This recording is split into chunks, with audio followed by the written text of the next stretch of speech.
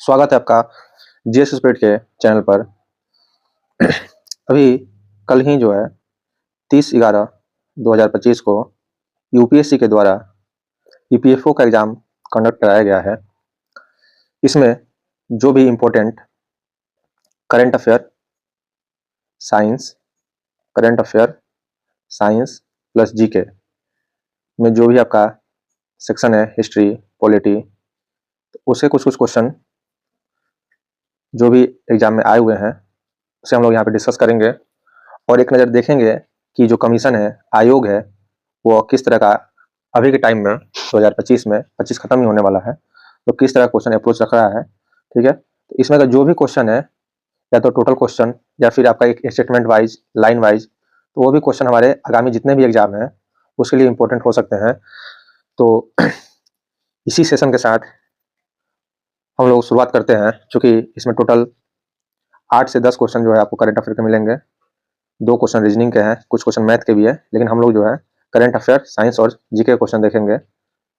आगामी जो भी एग्जाम है, एईडीओ, ठीक है, बिहार एसआई, बीपीएससी ट्री 4.0 या फिर आपका 72वीं बीपीएससी के लिए। तो आइए देखते हैं कमीशन ने किस तरह का अप्रोच रखा है और किस तरह के क्वेश्चन जो है एग्जाम में आए हैं और हम इससे क्या सीख सकते हैं। तो पहला क्वेश्चन है, निम्नलिखित में से कौन सा परिवर्णी शब्द AWACS का विशेष रूप है। तो यहाँ पे देखिए, इसका पूरा है airborne warning and control system. AUKUS का जो है फुल फॉर्म क्या है, airborne warning and control system. ठीक है, क्वेश्चन नंबर 2,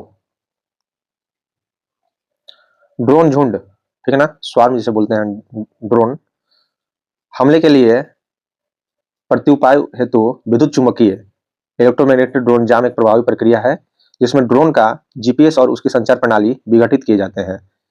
ईएम ड्रोन जाम करने के लिए निम्नलिखित में से कौन सी आवृत्ति फ्रीक्वेंसी रेंज है। यानी बेसिकली जो है क्वेश्चन आपसे पूछना चाह रहा है कि ड्रोन झुंड जो है, ड्रोन स्वार्म जो है, वो इलेक्ट्रोमैग्नेटिक ड्रोन जाम एक प्रभावी प्रक्रिया है, इसमें वो कौन सा फ्रीक्वेंसी रेंज यूज होता है इसमें। ठीक है, तो ड्रोन झुंड, ड्रोन स्वार्म में हम यूज करते हैं माइक्रोवेव। ठीक है, सूक्ष्म तरंग माइक्रोवेव आवृत्ति यूज होता है। आगे देखिए, ये क्वेश्चन थोड़ा सा टफ है और कॉम्प्लेक्स भी है, लेकिन क्वेश्चन ये पूछ रहा है आपसे कि ऐसी कौन सी विधि है जो जीपीएस द्वारा लक्ष्य की अवस्थिति ज्ञात करने के लिए प्रयोग में लाई जाती है। तो इसका सीधा आंसर है ट्राइलेटरेशन। यानी जब इसका आप फिगर देखेंगे तो इस तरह का कॉन्सेप्ट बनता है ट्राइलेटरेशन का। ठीक है, इसका सीधी ऑप्शन ए हो जाएगा, ट्राइलेटरेशन। ट्राइलेटरेशन मेथड ऐसे त्रिभुज की भुजाओं की लंबाई की मापन करता है जहां से लक्ष्य अवस्थित भुजाएं त्रिभुज का एक शीर्ष है। ठीक है, तो जीपीएस में अवस्थिति ज्ञात करने के लिए प्रयोग में लाई जाती है क्या चीज, ट्राइलेटरेशन। ऑप्शन देख लीजिए किस तरह से दिया है, डाइलेशन, ठीक है, फिर है यहाँ पे भू स्थिर उपग्रह के लक्ष्य से दूरी मापन और ध्रुवीय उपग्रह। ये नहीं होगा, सीधा आंसर होगा ट्राइलेटरेशन विधि ऐसे त्रिभुज की भुजाओं की लंबाई मापन करती है जहां से लक्ष्य अवस्थिति त्रिभुज का एक शीर्ष है। ठीक है, नेक्स्ट क्वेश्चन देखिए, निम्नलिखित में से कौन सी फेफड़ों और छाती के बीच के स्थान फुफ्फुस गुहा यानी कि प्लूरल कैविटी वाले पदार्थ की सही प्रकृति है। ये हो जाएगा लिक्विड द्रव। फेफड़ों और छाती के बीच का स्थान जो है फुफ्फुस गुहा, जिसे हिंदी में बोलते हैं, इंग्लिश में है प्लूरल कैविटी। ठीक है, ये हो जाएगा लिक्विड द्रव। आगे देखिए, नेक्स्ट क्वेश्चन है, ये साइंस का क्वेश्चन है, करंट क्वेश्चन अभी आगे मिलेगा। निम्नलिखित कथनों में से कौन सा वसी है, यानी कि फैटी एसिड के संबंध में सही है। ठीक है, फैटी एसिड के संबंध में सही है। तो ऑप्शन ए, अधिकांश वसीय अम्लों में एक छोर पर कार्बोक्सिलिक समूह और दूसरे छोर पर मेथिल समूह विद्यमान होते हैं। ये बात बिल्कुल सही है। आप जानते हैं कि जो हमारा सेचुरेटेड बॉन्ड है, सेचुरेटेड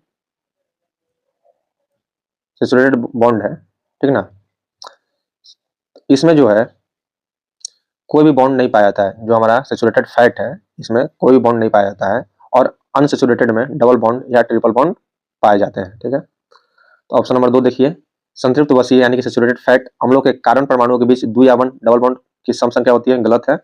सैचुरेटेड फैट में सीधा सीधा याद रखना है कि नो बॉन्ड। फिर आगे भी वही है, ऑप्शन नंबर सी, संतृप्त वसीय अम्लों के कारण परमाणुओं के बीच डबल बॉन्ड होते हैं, तो ये भी बात गलत है। मोनो असंतृप्त अनसैचुरेटेड वसीय अम्लों में उतने हाइड्रोजन परमाणु विद्यमान हो सकते हैं जितनी उसकी क्षमता हो, ये बात भी गलत है। इसका सीधा सीधा आंसर क्या हो जाएगा, ऑप्शन नंबर ए, यानी कि वसीय अम्लों के संबंध में अधिकांश वसीय अम्लों के एक छोर पर, ठीक है, एक छोर पे आपका क्या होता है, कार्बोक्सिलिक का आपका यहाँ पे बना रहेगा और दूसरे छोर पर मेथिल समूह होता है CH3। नेक्स्ट क्वेश्चन देखिए, कौन से प्रकाश रासायनिक फोटोकेमिकल धुंध के मूल अभिकारक है, ठीक है। तो जो फोटोकेमिकल रिएक्शन होता है, फोटोकेमिकल धुंध के मूल अभिकारक कौन कौन से हैं, ये हो जाएगा नाइट्रिक ऑक्साइड और अनबर्न्ट हाइड्रोकार्बन, ठीक ना। अनबर्न्ट हाइड्रोकार्बन, आपने एक नाम सुना होगा लंदन स्मॉग, लंदन स्मॉग जिसे हम बोलते हैं विंटर स्मॉग, ठीक है, विंटर स्मॉग, उसमें भी यही चीज यूज होता है, इसी कारण होता है आपका विंटर स्मॉग, नाइट्रिक ऑक्साइड और अनबर्न्ट हाइड्रोकार्बन। आगे देखिए, सीधा सीधी क्वेश्चन है, निम्नलिखित में से कौन सा कार्बोलिक अम्ल कहलाता है, कार्बोलिक अम्ल कौन सा है, तो फिनॉल, ठीक है, कार्बोलिक अम्ल कौन सा है, तो फिनॉल। उसके आगे देखिए, कौन सा एमीन और प्रमुख व्यापारिक व्यवसायिक उपयोग है, ठीक है ना, कौन सा जो है एमान, कौन सा एमीन का प्रमुख व्यवसायिक उपयोग है, ये आप 12th में जब पढ़े होंगे तो वहाँ के एनसीईआरटी में भी है, और जो अलग से जो एडवांस बुक आते हैं तो वहाँ पे भी आपको मिलेगा। एमीन का प्रमुख व्यापारिक व्यवसायिक उपयोग क्या है, तो औषधियों और तंतुओं का संश्लेषण करना, औषधियों और तंतुओं का संश्लेषण करना।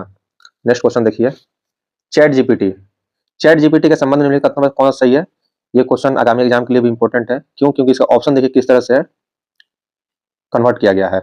यह लार्ज लैंग्वेज मॉड्यूल LLM पर आधारित है, ठीक है, यह एक पूर्वानुमानित प्रोडक्टिव आर्टिफिशियल इंटेलिजेंस है, यहाँ भी आपको लगेगा कि हाँ सही है। यह एक उच्च स्तरीय वैज्ञानिक कंप्यूटर भाषा है, हो सकता है। यह एक चैटिंग सॉफ्टवेयर है, ठीक है। तो चैट जीपीटी क्या है, चैटिंग सॉफ्टवेयर है नहीं, AI भाषा है नहीं, इसमें चूंकि लैंग्वेज है नहीं, लैंग्वेज तो आपका C++, जावा, पाइथन ये सब आता है, ठीक है। यह एक प्रोडक्टिविटी आर्टिफिशियल इंटेलिजेंस है, तो ये जो टर्म यूज हुआ है इसलिए गलत हो गया है, ठीक ना, प्रोडक्टिव आर्टिफिशियल इंटेलिजेंस नहीं है। तो इसका सीधा सीधा आंसर होगा ऑप्शन नंबर ए, यह एक लार्ज लैंग्वेज मॉड्यूल पर आधारित है, लार्ज लैंग्वेज मॉड्यूल पर आधारित है। क्वेश्चन नंबर 30 पे आ जाइए, कृत्रिम बुद्धिमत्ता आर्टिफिशियल इंटेलिजेंस में जटिल मॉडलों के प्रशिक्षण और परिनियोजन के लिए निम्नलिखित में से कौन सा वरीय है, तो graphics processing unit, graphics processing unit.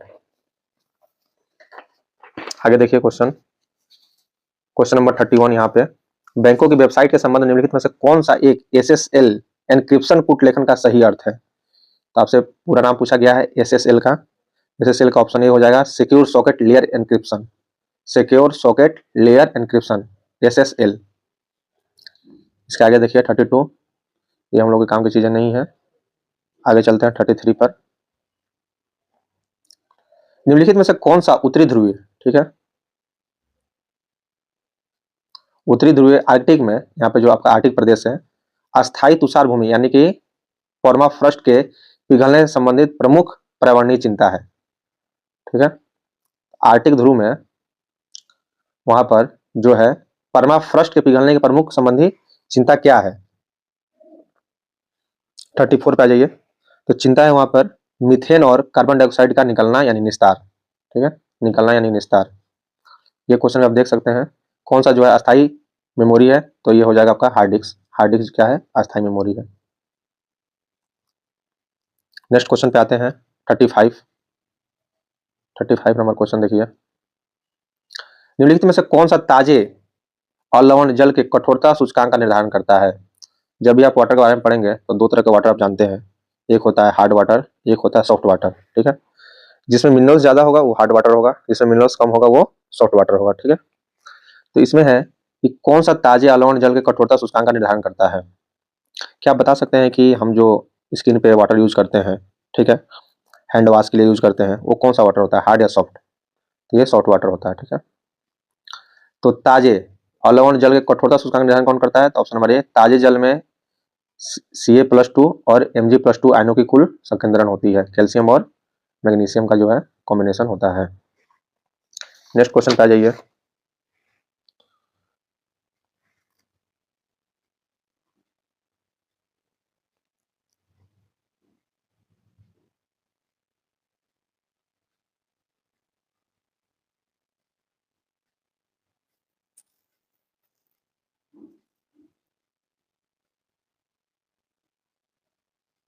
अब आइए question number 66 current affair. Current affair question जो है, वर्ष 2025 में पद्म भूषण से सम्मानित श्री जतिन गोस्वामी निम्नलिखित में से किस नृत्य के प्रतिपादक है? ठीक है, तो ये क्वेश्चन कहाँ से पूछा गया है? आप जानते हैं कि हर साल 25 जनवरी को जो अनाउंसमेंट होता है भारत रत्न, पद्म विभूषण, पद्म भूषण और पद्मश्री का, ठीक है, तो वहां से क्वेश्चन पूछा गया है। और इस बार जो है टोटल 19 व्यक्ति को पद्म भूषण दिया गया। ध्यान दीजिए, पद्म भूषण जो है टोटल 19 व्यक्ति को दिया गया है। और आप जानते हैं कि वो व्यक्ति का नाम और किस फील्ड से है और किस स्टेट से है या फिर किस देश से है, वहां पर मेंशन रहता है। तो वहां से ये क्वेश्चन पूछा गया है। ठीक है, तो पद्म भूषण से सम्मानित श्री जतिन गोस्वामी निम्नलिखित में किस नृत्य से प्रतिपादक है? तो इनका संबंध है आपको असम से। ठीक है, और इनको आर्ट कैटेगरी में मिला था पद्म भूषण। तो आप जानते हैं कि असम में ही सत्रिया नृत्य होता है और इसी के लिए वो विख्यात है। ठीक है, और पद्म भूषण की बात कर रहे हैं तो पद्म भूषण टोटल 19 लोगों को मिला था। ठीक है, जिसमें आपका पंकज उदास मरणोपरांत थे, उनका नाम है उसमें। बिहार से देखिएगा तो सुशील कुमार मोदी इनको भी मरणोपरांत मिला था पब्लिक अफेयर के लिए, इनको कला के लिए। फिर आपको विवेक देवराय को मिला था, फिर PR श्रीजेश को खेल के लिए। ठीक है, ये सारे लोग को जो है पद्म भूषण से सम्मानित किया गया है। देखिए एग्जाम नवंबर में हुआ है, लेकिन आपको क्वेश्चन कहाँ से है? जनवरी 2025 से। ठीक है, तो आप एक रेंज समझ सकते हैं आयोग का। और पद्म विभूषण जो है, पद्म विभूषण इस बार टोटल 7 लोगों को मिला है। कितने लोगों को मिला है? 7 लोगों को मिला है। आगे देखिए क्वेश्चन नंबर 67, किस अंतर्राष्ट्रीय संगठन द्वारा वर्ष 2025 में 2 भारतीय सैनिकों को मरणोपरांत डैग हैमरशोल्ड मेडल प्रदान किया गया है? तो ये किया गया है यूएनओ द्वारा। ठीक है, अमिताभ झा और हवलदार संजय सिंह को ये प्रदान किया गया है, हवलदार संजय सिंह को। ठीक है, आगे देखिए क्वेश्चन नंबर 68, ये भी शानदार क्वेश्चन है। कह रहा है कि अंतरिक्ष अन्वेषण प्रौद्योगिकी कॉर्प यानी कि स्पेस एक्स का पूरा नाम यहाँ पे लिखा हुआ है। ठीक है, स्पेस अंतरिक्ष अन्वेषण प्रौद्योगिकी Corp, space exploration technology Corp को आमतौर पर स्पेस एक्स के नाम जाना जाता है। ठीक है, तो स्पेस एक्स का पूरा नाम ये सही है, तो बिल्कुल सही है। अब कह रहा है क्वेश्चन नंबर 2 में कि फाल्कन स्पेस एक्स द्वारा विकसित एक अंतरिक्ष यान है, जबकि ड्रैगन नासा द्वारा विकसित एक अंतरिक्ष यान है। ये स्टेटमेंट कहाँ तक सही है? यहाँ तक सही है। ठीक है, स्पेस एक्स द्वारा विकसित एक अंतरिक्ष यान है, बिल्कुल बात सही है, जबकि ड्रैगन नासा नहीं, ये भी स्पेस एक्स के द्वारा ही विकसित है। ठीक है, इसका आंसर हो जाएगा केवल एक। केवल एक कौन सा सही है? तो केवल एक हो जाएगा। तो अब देखिए करंट अफेयर का बहुत ही शानदार क्वेश्चन 26, 2026 फीफा पुरुष फुटबॉल, ठीक है ना, फीफा मेंस वर्ल्ड कप में के बारे में कौन सा सही है? USA, मेक्सिको और कनाडा में इस वर्ष इस प्रतिस्पर्धा का संयुक्त मेजबानी होगा, बिल्कुल सही जवाब है। और इस प्रतिस्पर्धा में 48 टीमें भाग लेगी, ये बात भी सही है, यानी कि आंसर हो जाएगा 1 और 2 दोनों। तो 2026 में कहां पर होगा पुरुष का? 24 में आप जानते हैं, 24 में सॉरी 22 में, 22 4 26 4 साल पे होता है। ठीक है, फिर 26 26 4 30 2030 30 में होगा आपको मोरक्को, पुर्तगाल और स्पेन में। ठीक है, फीफा का पुरुष वर्ल्ड कप फिर से रिपीट कर दे रहे हैं, 2026 में होगा USA मेक्सिको और कनाडा। 30 में होगा मोरक्को, पुर्तगाल और स्पेन। और 30 4 34 2034 में कहाँ पे होगा? 2034 में होगा सऊदी अरब में। सऊदी अरब में अभी कुछ दिन पहले ही न्यूज में आप लोग देखे होंगे, जो भी नजर रखते हैं करंट पे, कि आसमान में स्टेडियम बनाया गया है जो कि 350 मीटर की ऊंचाई पर है, यानी कि वहां से आकाश और ज्यादा नजदीक ही हो जाएगा। तो वहां पे आपका स्टेडियम बनाया गया है सऊदी अरब में 2034 में खेलने के लिए। तो उसकी ऊंचाई कितनी है? 350 मीटर, इतनी हाइट पे बनाया गया है सऊदी अरब में। आइए नेक्स्ट क्वेश्चन पे चलते हैं। प्रधानमंत्री पेंटागंटन सिनावात्रा को कौन से पड़ोसी देश के एक वरिष्ठ राजनेता से हुई व्यक्तिगत दूरभाष टेलीफोन वार्ता के सार्वजनिक हो जाने के कारण वर्ष 2025 में थाईलैंड के संवैधानिक न्यायालय ने हटा दिया? आप जानते हैं कि वहाँ की जो प्रधानमंत्री थी, उनका जो है टेलीफोनिक कुछ जो है वार्ता है वो लीक हो गया था सार्वजनिक हो जाने के कारण 2025 में थाईलैंड के संवैधानिक न्यायालय ने हटा दिया। तो ये वार्ता किस पड़ोसी देश से हुई थी? तो आपका पड़ोसी देश था कंबोडिया। आगे देखिए क्वेश्चन, कितना बेहतरीन क्वेश्चन है, आप देख सकते हैं सिलेक्शन क्वेश्चन का। शून्य दोष शून्य प्रभाव भारत सरकार के निम्नलिखित मंत्रालयों में से किसकी पहल है? यानी कि जीरो डिफेक्ट और जीरो इफेक्ट जो है किसकी पहल है? MSME की पहल है। MSME की पहल है। और क्या आप जानते हैं कि MSME का जो नया MSME का जो है नया टर्नओवर और इन्वेस्टमेंट कितना हो गया है अभी? तो MSME का नया जो है इन्वेस्टमेंट हो गया है, एक बार यहाँ पर क्लियर कर देते हैं, MSME का माइक्रो स्मॉल मीडियम, ठीक है। तो इसका इन्वेस्टमेंट हो गया है 2.5 करोड़ 25 125, ठीक है। और टर्नओवर है 10 करोड़ 100 करोड़ और 500 करोड़, ठीक है। तो ये नया डाटा है। आगे देखिए क्वेश्चन नंबर 75। केंद्रीय मंत्रिमंडल ने 2024 से 27 की अवधि के लिए किस क्षेत्रीय समूह के साथ मुद्रा विनिमय यानी कि swap money exchange money swap व्यवस्था की रूपरेखा का अनुमोदन किया है? तो ये किया किसके साथ? सार्क के साथ, ठीक है, सार्क के साथ। स्वेप का होता क्या है कि वहाँ की जो लोकल करेंसी है और भारत की जो करेंसी है उस पर भी हम बिजनेस कर सकते हैं। मतलब वहाँ की करेंसी हमारे पास होना जरूरी नहीं है, ठीक है ना। अगर यहाँ पे डॉलर है या फिर हमारे पास पाउंड है, ठीक ना, तो और हमारे पास रुपया है तो इसी करेंसी से हम यहाँ पर भी बिजनेस कर सकते हैं और ये पाउंड से भी यहाँ बिजनेस हो सकता है। तो ये बोलते हैं स्वेप स्वेप व्यवस्था। ये किया गया है सार्क के द्वारा। सार्क से South Asian association for regional cooperation, ठीक है, South Asian association for regional cooperation. SAARC की स्थापना जो है 8 दिसंबर 1985 को हुई थी। इसका हेडक्वार्टर कहाँ पे है? काठमांडू में है। इसका हेडक्वार्टर कहाँ है? काठमांडू में है। और इसके जो सदस्य हैं आप एक नज़र देख लीजिए, ये भारत तो है ही, ठीक है, फिर आपका श्रीलंका, मालदीव, ठीक है, बांग्लादेश, भूटान, नेपाल, पाकिस्तान, अफगानिस्तान, ठीक है, अफगानिस्तान, पाकिस्तान, 1 2 3 4 5 6 7 8 मेंबर हैं, ठीक है। यहाँ पे म्यांमार नहीं है सार्क में। आगे आ जाइए क्वेश्चन नंबर 78। निम्नलिखित में से कौन सा राजस्व व्यय है संपत्ति का अधिग्रहण हेतु विधिक शुल्क, ठीक है।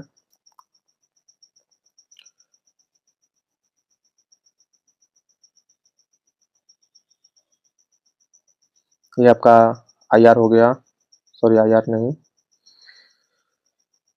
जो उनका अपना सेक्शन है लेबर लॉ है, ठीक है। यहाँ पे आ जाइए कुछ इकोनॉमिक्स के क्वेश्चन है।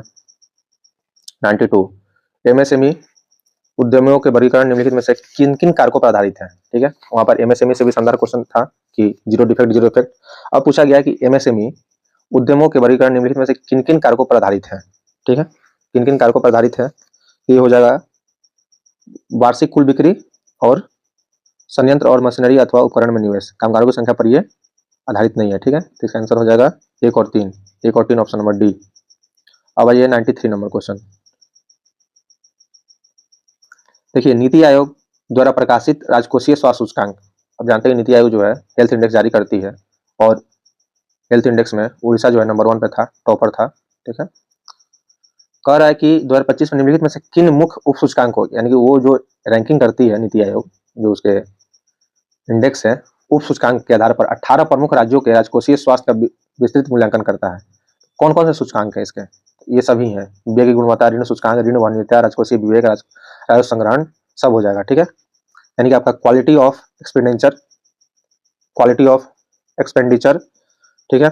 फिर हो जाएगा आपका डेप्ट इंडेक्स, कितना उधार है। फिर है डेप्ट सस्टेनेबिलिटी, कितना आप उसको मतलब फ्लो कर रहे हैं, मेंटेन कर रहे हैं। फिर है आपका ये राजकोषीय विवेक। फिर है आपका राजस्व संग्रहण यानी कि रेवेन्यू। तो इसका आंसर हो जाएगा 2 3 4 5 सभी।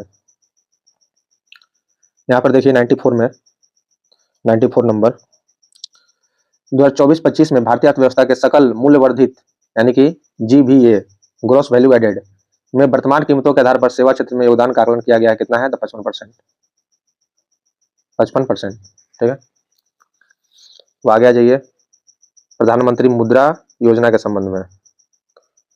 प्रधानमंत्री मुद्रा योजना क्वेश्चन नंबर 95। प्रधानमंत्री मुद्रा योजना के संबंध में निम्नलिखित कथनों पर विचार करना है, ठीक है। पहले तो जानिए कि मुद्रा योजना का शुरुआत कब हुआ। तो मुद्रा योजना का शुरुआत हुआ 8 अप्रैल 2015, यानी कि 10 साल पूरे हो गए इस बार, ठीक है, 10 साल पूरे हो गए मुद्रा योजना के। मुद्रा योजना के संबंध में निम्नलिखित कथनों पर विचार कीजिए। कह रहा है कि वितरित ऋण का औसत टिकट परिमाण यानी कि जो साइज है, जो ऋण दिया गया बैंकों से, ठीक है, वो वित्त वर्ष 16 और 25 के बीच बढ़कर दुगुने से अधिक हो गया, बिल्कुल सही है, ठीक है। 2015 में इसके प्रारंभ के समय महाराष्ट्र ने राज्यों के सबसे अधिक वितरण दर्ज किए हैं, तो ये बात गलत है, महाराष्ट्र नहीं होगा, ये होगा तमिलनाडु। ठीक है, तमिलनाडु। 2015 में इसके प्रारंभ के समय से तमिलनाडु ने राज्यों में सबसे अधिक वितरण यानी सबसे ज्यादा वो लोन बांटा है, यानी कि ये इस योजना के तहत, मुद्रा योजना। और सबसे ज्यादा महिला की भागीदारी किस राज्य में है? महिलाओं की भागीदारी मुद्रा योजना के तहत महिलाओं की भागीदारी जो है, पार्टिसिपेशन जो है, बिहार नंबर 1 पे है, अगर इस पॉइंट पर बात करेंगे तो। और मुद्रा योजना में जानते हैं कि एक कैटेगरी है शिशु, फिर है किशोर, फिर है तरुण, अब न्यू कैटेगरी ऐड हो गया है तरुण प्लस, यानी कि 10 से 20 लाख। यहाँ पे 50,000 है, फिर 50,000 से 5 लाख, फिर 5 लाख से 10 लाख। ठीक है, तो ये आपका है मुद्रा योजना। अब आइए क्वेश्चन नंबर 96, ये भी बहुत शानदार क्वेश्चन है, करंट का ही है। निष्ठा एक एकीकृत शिक्षक प्रशिक्षण कार्यक्रम है जिसको स्कूली शिक्षा के सभी चरणों शिक्षकों तक विस्तारित किया गया है। ठीक है, तो ये बात बिल्कुल सही है। पीएम पोषण स्कूल के केवल उन बालकों को अपने दायरे में लेता है जो सरकारी या सरकारी अनुदान प्राप्त स्कूलों कक्षा 1 से 6 तक पढ़ रहे हैं, तो नहीं 8 तक कर दिया गया है। ठीक है, तो इसलिए क्वेश्चन 2 गलत, क्वेश्चन 1, ऑप्शन नंबर 1 सही, यानी ऑप्शन नंबर ए हो जाएगा इसका।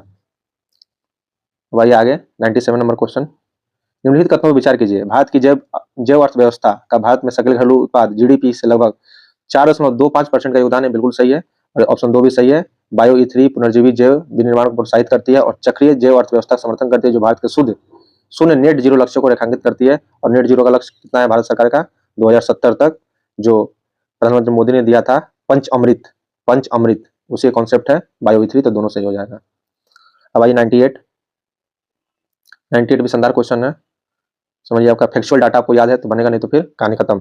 1950 व 60 के दशक में निम्नलिखित में से कौन सा विकास वित्तीय संस्थान स्थापित किए गए थे? तो IFCI भारतीय औद्योगिक वित्त निगम, फिर आपका है ICICI भारतीय औद्योगिक ऋण और निवेश निगम, भारतीय औद्योगिक विकास बैंक और राष्ट्रीय अवसंरचना वित्त पोषण और विकास बैंक। तो IFCI का स्थापना जो है 1948 में हुआ है, 1948। फिर है ICICI का स्थापना 1955 में, और भारतीय औद्योगिक विकास बैंक IDBI का स्थापना 1964 में, और नेफीड का स्थापना जो है 2021 में हुआ है। इसका आंसर हो जाएगा 1, 2, 3। ठीक है, IFCI का स्थापना 1948, ICICI का स्थापना 1955, IDBI का स्थापना 1964, और ये नेफीड 2021, तो ऑप्शन नंबर 1, 2 और 3। 99 नंबर क्वेश्चन कह रहा है कि कोर इन्फ्लेशन, आप अंदर तक अगर जानेंगे, एक होता है कोर इन्फ्लेशन और एक होता है हेडलाइन इन्फ्लेशन। ठीक है, कोर इन्फ्लेशन में जो भी मार्केट में इन्फ्लेशन का जो भी फ्लक्चुएशन है, ठीक है, वो इसमें काउंट नहीं होता है। ठीक है, हेडलाइन में काउंट होता है, सीधा सीधा ये समझिए। तो कोर इन्फ्लेशन में सम्मिलित है खाद्य कीमतें, ऊर्जा कीमतें, नहीं, कोई सम्मिलित नहीं होता, नाइदर 1 नाइदर 2। अब आ जाइए हिस्ट्री यहाँ से शुरू होता है, ये आप खोजिए, ना ही आपको ये क्वेश्चन इसके पढ़ने मिलेगा, ना ही स्पेक्ट्रम में। ठीक है, तो कभी कभी आउट ऑफ, मतलब वहाँ पे आपको जो आपके नोट से मटेरियल है वहाँ से बाहर है। हाँ, हालांकि आपको इसका जो है रंपा विद्रोह से कनेक्शन है। ठीक है, तो रंपा विद्रोह आपको किताब में मिल जाएगा। क्वेश्चन है कि विशाखापट्टनम के पहाड़ी क्षेत्र में सामान्यतः गुडेम क्षेत्र, ठीक है, के नाम से जाना जाता है। इसमें नियमित अंतराल पर ब्रिटिश अधिकारियों के विरुद्ध होने वाले विद्रोह निम्नलिखित में से किस किस कारणों से हुए थे? ठीक है, तो इसे जो है रंपा गुडेम विद्रोह भी कहते हैं। ठीक है, तो आप जानते हैं कि रंपा विद्रोह जो है 1922 से 24 के दौरान हुआ था। ठीक है, और ये आपका जो क्षेत्र है, यहाँ पे स्पष्ट लिखा हुआ है विशाखापट्टनम के पहाड़ी क्षेत्र। ठीक है, यहाँ पे मुतादारों के गोलकुंडा जमींदारी के भूपति परिवार के साथ समांती संबंध है, तो गोलकुंडा ही रॉन्ग है, क्योंकि गोलकुंडा का कनेक्शन आप देख लीजिए, यहाँ से नहीं है। तो यहाँ भी गोलकुंडा, ये भी गलत है। गोलकुंडा की गद्दी पर पूर्व जमींदारी परिवार की स्थापना थी, ये बात भी गलत है। ठीक है, ऑप्शन नंबर 3 ब्रिटिश अधिकारियों द्वारा भूपति परिवार को वार्षिक गुजारा भत्ता देने से इनकार करना, तो ये बात सही है, यानी कि इसका हो जाएगा ऑप्शन नंबर 3, केवल 3। क्वेश्चन नंबर 1, ये भी फैक्चुअल डाटा पे आपको याद है, डाटा तो बनेगा। दक्कन विद्रोह 1875, संथाल विद्रोह 55-56। ठीक है, खेरवाड़ विद्रोह 68 से 60, 1867 से 70, 68 से 70। ठीक है, और रंपा विद्रोह 1922 से 24। ठीक है ना, हालांकि इसका डेट जो है 2 है, तो आप देखिएगा इसका आंसर हो जाएगा 2, 3, 1, 4। ठीक है ना, 2, 3, 1, 4, 1855-56 संथाल विद्रोह, फिर 3 पे हो जाएगा खेरवाड़ 1870। ठीक है, फिर हो जाएगा दक्कन 1875, फिर हो जाएगा रंपा 1922 से 24। यहाँ पे आ जाइए क्वेश्चन नंबर 102। ठीक है, होम रूल आंदोलन के बारे में निम्नलिखित में कौन सा कथन सही है? होम रूल आंदोलन के समर्थक संवैधानिक तरीकों से विश्वास करते थे तथा हिंसा और क्रांतिकारी कार्रवाई के विरुद्ध थे, बिल्कुल बात सही है, इसमें कोई दो राय है ही नहीं, सिंपल क्वेश्चन है। 1917 में लोकमान्य तिलक और एनी बेसेंट की 2 होम रूल लीग ने आपसी सहयोग के साथ कार्य किया। ठीक है, उनका दोनों का आपस में कोऑपरेशन था तो बिल्कुल था, है ना, दोनों एक दूसरे को सहयोग करते थे। तीसरा है कि एनी बेसेंट ने अपनी गतिविधियां एनी बेसेंट का जो एरिया था वो बॉम्बे प्रेसिडेंसी तथा मध्य प्रांत तक सीमित कर ली, यानी कि वो बम्बई और मध्य प्रांत में एक्टिव थी तथा शेष भारत लोकमान्य तिलक के लिए छोड़ दिया। तो यहाँ पे ही ट्विस्ट है, यहाँ पर ही जो एग्जामिनर जो है, जो क्वेश्चन सेटर है, वो ट्विस्ट कर दिए हैं कि एनी बेसेंट शेष भारत के लिए थी और लोकमान्य तिलक बॉम्बे और मध्य प्रांत के लिए स्पेशली काम कर रहे थे। ठीक है, तो ये हो जाएगा यहाँ पे गलत, यानी कि 1 और 2 ही सही है, 1 और 2 ही सही है। क्वेश्चन नंबर 103, 1920 से 1935 का आप दिमाग में इमेजिन कीजिए कि 1920 से 1935 तक का जो स्वतंत्रता संग्राम के संबंध में निम्नलिखित में से कौन सा सही है। ठीक है, तो बिहार और बंगाल में असहयोग आंदोलन की प्रभाविता किसानों को सहभागिता के कारण थी, बिल्कुल सही है। बिहार में हुए किसान सभा के नेतृत्व के बगान मालिकों के विरुद्ध संगठित है, बिल्कुल सही है। बंगाल के मिदनापुर में माहिर से किसान वीरेंद्र नाथ ससमल के नेतृत्व में यूनियन बोर्ड के करों के विरुद्ध एकजुट हुए थे, ये बात भी सही है। तो इसका आंसर हो जाएगा ऑप्शन ए 1, 2 और 3। ठीक है, अब आ जाइए आगे। भरत मुनि के नाट्यशास्त्र के बारे में कौन सा सही है। ये क्वेश्चन बिल्कुल डिफिकल्ट है, इसमें कोई दो राय नहीं है। ठीक है, ऑप्शन क्वेश्चन नंबर ऑप्शन 1, विद्वानों द्वारा इसका काल द्वितीय शताब्दी सेकेंड बीसीई और द्वितीय शताब्दी सीई के बीच निर्धारित किया गया है। ठीक है, दूसरा है यह नाटकीय प्रदर्शन का विश्लेषण वाणी गायन तथा वादन संगीत संकेतक स्वांग आदि के मिश्रण है, तो ये सही है। और तीसरा जो है ये गलत है, इसका विषय अरस्तु के पोएटिक्स जो कि इसका सबसे निकटवर्ती प्राचीन ग्रीक प्रतिरूप है, ये गलत है। इसका आंसर हो जाएगा 1 और 2 सही। ठीक है, 1 और 2 सही। क्वेश्चन नंबर 5, निम्नलिखित में से किसने भीमबेटका के गुफा चित्र की खोज की थी।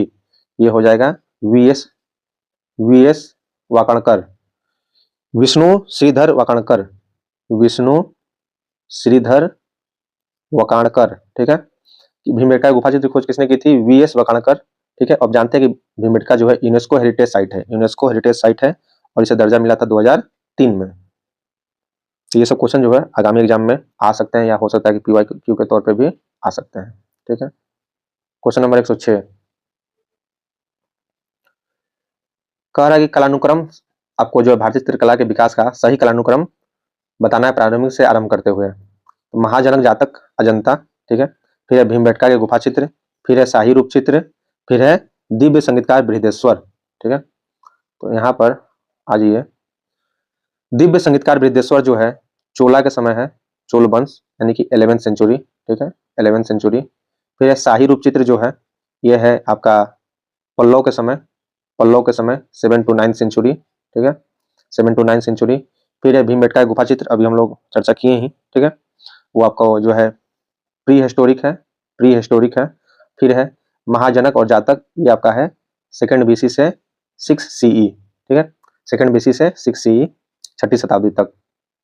तो पहले ऑप्शन में हो जाएगा क्या, भीमबेटका के गुफा चित्र प्री हिस्टोरिक है। फिर हो जाएगा महाजनक जातक अजंता, भीमबेटका अजंता। ठीक है, फिर हो जाएगा आपका शाही रूप चित्र 7 से 9वीं सेंचुरी यानी कि पल्लव के समय। फिर है दिव्य संगीतकार बृहदेश्वर चोल के समय 11वीं। आज ये क्वेश्चन नंबर 107, निम्नलिखित में से भारत का कौन सा मंदिर ब्लैक पैगोडा नाम जाना जाता है। सूर्य मंदिर कोणार्क का, जगन्नाथपुरी मंदिर जो है उसको बोलते हैं व्हाइट पैगोडा। ठीक है, आपको म्यांमार में भी एक टेंपल मिलेगा, उसको भी बोलते हैं गोल्डन पैगोडा। अरुणाचल प्रदेश में भी एक टेंपल है। ठीक है, अरुणाचल प्रदेश में जो टेंपल है उसको बोलते हैं the golden pagoda नमानसी Arunachal Pradesh में। ठीक है, तो पैगोडा नाम से मल्टीपल क्वेश्चन है। आगे आ जाइए, महायान बौद्ध धर्म के बारे में क्वेश्चन है। ठीक है, यहाँ पर देखिए क्वेश्चन क्या है, देवियों जो बौद्ध सद्गुण धारण करती है हितैषी उद्धारक का संरक्षक है, सही है। प्रज्ञा पारमिता पाठों में ज्ञानी कल्पना स्त्री रूप में प्रज्ञा पारमिता नामक देवी के रूप में की गई, सही है। प्रज्ञा पारमिता का वर्णन सभी बुद्ध के सर्वज्ञता के स्रोत के रूप में सभी बुद्धों की माता के रूप में किया गया है, ये बात भी सही है। ठीक है, यहाँ पे जो टर्म है प्रज्ञा पारमिता का मतलब होता है goddess of supreme wisdom, goddess of supreme wisdom. ठीक है, ये क्वेश्चन थोड़ा सा जो है यहाँ पे आप देख सकते हैं, एक मतलब अच्छा लेवल दिया गया है भाई, यूपीएससी है तो लेवल रहेगा ही। 1, 2, 3 तीनों सही हो जाएगा। प्रज्ञा पारमिता का वर्णन सभी बुद्धों की सर्वज्ञता के स्रोत तथा सभी बुद्धों की माता के रूप में दिया गया है। ठीक है, आगे देखिए क्वेश्चन नंबर 109, करेक्ट कौन सा स्टेटमेंट सही है। आपका आ गया पॉलिटी, कौन सा स्टेटमेंट सही है। भारत के मुख्य न्यायाधीश भारत के सर्वोच्च न्यायालय के उच्चतम प्रशासनिक अधिकारी होते हैं। फिर है भारत का मुख्य न्यायाधीश भारत के सर्वोच्च न्यायालय का उच्चतम प्रशासनिक अधिकारी होता है। फिर है आपको सर्वोच्च न्यायालय और उसकी रजिस्ट्री का कार्य संरचना का निर्धारण हेतु प्रशासनिक शक्ति अनन्य रूप से भारत के मुख्य न्यायाधीश में निहित है, ये सही है। एक व्यक्ति जो भारत में सर्वोच्च न्यायालय में न्यायाधीश रहा हो सेवानिवृत्ति के पश्चात केवल भारत के सर्वोच्च न्यायालय में वकालत कर सकता है, न कि भारतीय किसी अन्य अदालत में। ये बात गलत है, ठीक है। फिर हो जाएगा भारत के सर्वोच्च न्यायालय का एक नामित वरिष्ठ अधिवक्ता भारत के सर्वोच्च न्यायालय में अभिलेख अधिवक्ता, ठीक है,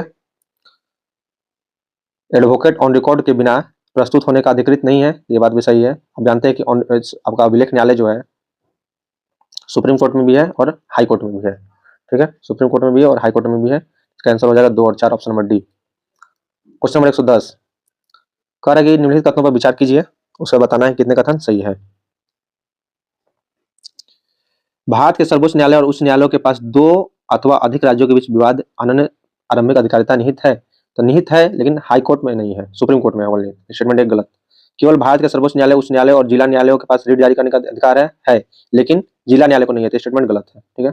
केवल हाई कोर्ट और सुप्रीम कोर्ट के पास है, हाई कोर्ट और सुप्रीम कोर्ट के पास है। 1-2 गलत हो गया। उच्च न्यायालय के न्यायाधीशों की संपूर्ण नियुक्ति प्रक्रिया में किसी राज्य के मुख्यमंत्री की कोई भूमिका नहीं होती, बिल्कुल सही है। न्यायालय कुछ विषय क्षेत्रों में न्यायकरण करते समय ऐसे स्थानीय रीति रिवाज परंपराओं का जो किसी संविधि अथवा संविधान का खंडन नहीं करते हैं को अभिज्ञान करने पर ध्यान रखते हैं। ये बात भी सही है। तो 3 और 4 केवल 2 स्टेटमेंट सही है, ऑप्शन नंबर बी। आगे जाइए क्वेश्चन नंबर 111 पे इलेक्ट्रॉनिक वोटिंग मशीन के बारे में क्वेश्चन है, ठीक है। लोकसभा चुनाव में इलेक्ट्रॉनिक वोटिंग मशीन का सर्वप्रथम उपयोग 2004 में हुआ था, जब वो पूरे देश में प्रयोग में लाई गई थी। नियंत्रण इकाइयों और वीवीपैट में बिल्कुल एक समय पर मतों अभिलिखित किया जाता है। भारत निर्वाचन आयोग द्वारा ईवीएम की अभिकल्पना और विनिर्माण के लिए 2 सार्वजनिक क्षेत्रों के उपकरण पीएसयू नामतः भारत इलेक्ट्रॉनिक्स लिमिटेड और electronics corporation of India limited में काम में लगाया गया है। इसका आंसर हो जाएगा 2 और 3, 2 और 3 सही है। 112 नंबर पर आ जाइए। राष्ट्रीय ई विधान एप्लीकेशन नेभा के बारे में निम्नलिखित कथनों में से कौन सा सही है, ठीक है। यह भारत सरकार के डिजिटल इंडिया प्रोग्राम के अंतर्गत एक मिशन मोड परियोजना है। मिशन मोड परियोजना एमएमपी है, बिल्कुल सही है। यह एक एप्लीकेशन, एक राष्ट्रीय एप्लीकेशन के सिद्धांत पर आधारित है। ये बात भी बिल्कुल सही है।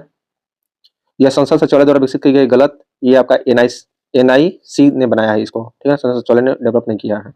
इसका मुख्य उद्देश्य राज्य विधानमंडलों के सभी कार्यों के संपूर्ण डिजिटलीकरण करना है, बिल्कुल सही है। 1, 2 और 4। नेक्स्ट क्वेश्चन देखिए। आजीविका और उद्यम के लिए हाशिए पर पड़े व्यक्तियों के लिए सहायता स्माइल योजना, ठीक है।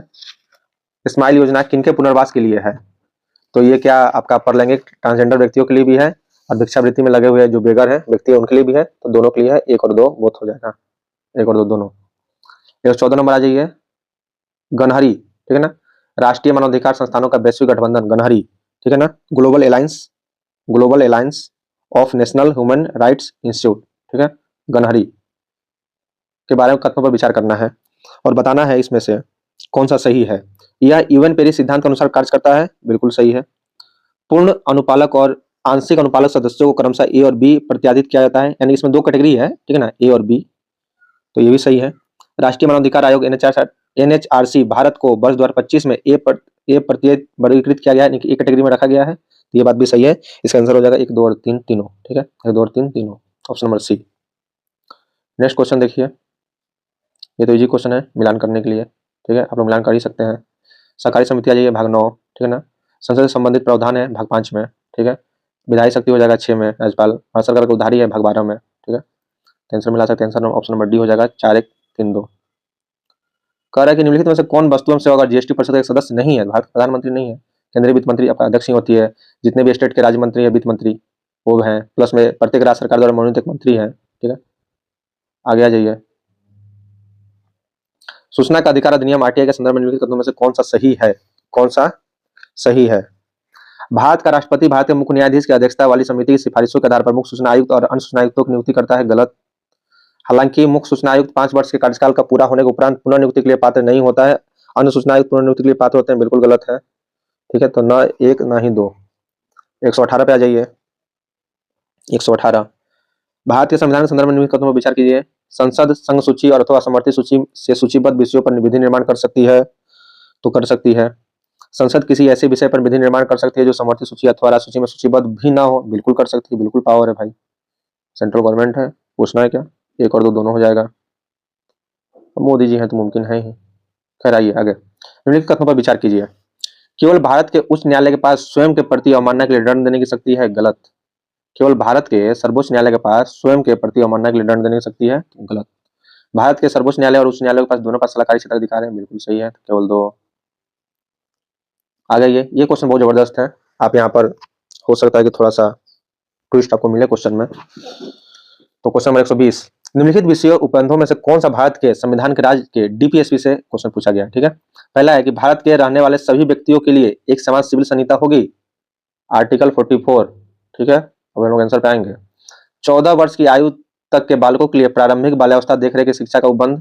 ठीक है, अंतर्राष्ट्रीय शांति और सुरक्षा की अभिवृद्धि, तो देखिए ये तो कन्फर्म है, आर्टिकल 51। ठीक है ना, इंटरनेशनल शांति और सुरक्षा की अभिवृद्धि 3। ठीक है, तो यहाँ पर 3 तो हो जाएगा, केवल 3, 2 और 3। यहाँ पर देखिए 1, 2, 3 तीनों भी ऑप्शन में है, तो अंतर्राष्ट्रीय शांति और सुरक्षा की अभिवृद्धि हो जाएगा आर्टिकल 51, ये कन्फर्म है। अब देखिए 14 वर्ष की आयु तक के बालकों के लिए प्रारंभिक बाल्यावस्था देखरेख का शिक्षा को बंद किसमें है, आर्टिकल 21 का ये फंडामेंटल राइट्स में है। ठीक है, न कि डीपीएसपी में। डीपीएसपी में जो है 0 से 6 वर्ष के बालकों का है, तो इसलिए ऑप्शन 2 एलिमिनेट हो जाएगा। और भारत में रहने वाले सभी व्यक्तियों के लिए एक समान सिविल संहिता होगी, तो आर्टिकल 44 के अकॉर्डिंग लगेगा कि भाई ये होगी। ऑप्शन में 1, 3 तो है नहीं। ठीक है, तो यहाँ पे क्या गलत है, भारत में रहने वाले सभी व्यक्ति नहीं होगा, यहाँ पे ऑल पर्सन नहीं होगा, ऑल पर्सन नहीं होगा, यहाँ पे होगा ऑल सिटीजन। ठीक है, ये टर्म का खेल है, केवल 3 सही हो जाएगा। ठीक है, 1 गलत 2 गलत, केवल 3 सही। तो इस तरह से रहा आपका ये ईपीएफओ ईएसआई का पेपर। ठीक है, सॉरी ईपीएफओ यूपीएससी के द्वारा जो है ईपीएफओ का पेपर रहा है। ठीक है, तो जीएस के क्वेश्चन आप देख सकते हैं, साइंस के क्वेश्चन देख सकते हैं, बहुत ही उम्दा। करंट के क्वेश्चन 8 या 9 थे। ठीक है, फिर आपका जीके हिस्ट्री पॉलिटी था। बाकी आपका जो सब्जेक्ट है उसमें रीजनिंग आता है, मैथ आता है, लेबर लॉ है। ठीक है, इंडस्ट्रियल रिलेशन है, फिर आपका सोशल सिक्योरिटी है, उस पर क्वेश्चन है, इंग्लिश से क्वेश्चन है, फिर आपका अकाउंटिंग से क्वेश्चन है। तो हमारा जो काम का चीज़ है वो हम लोगों ने रिकॉर्ड कर लिया है, आप देखते रहें। और इसी तरह से जो भी इसमें आपको क्वेश्चन में अच्छा लगे तो आप वहाँ से लें, रिवीजन करें और देखते रहें जीएस स्पिरिट। मिलते हैं अगले वीडियो में। Thank you for watching.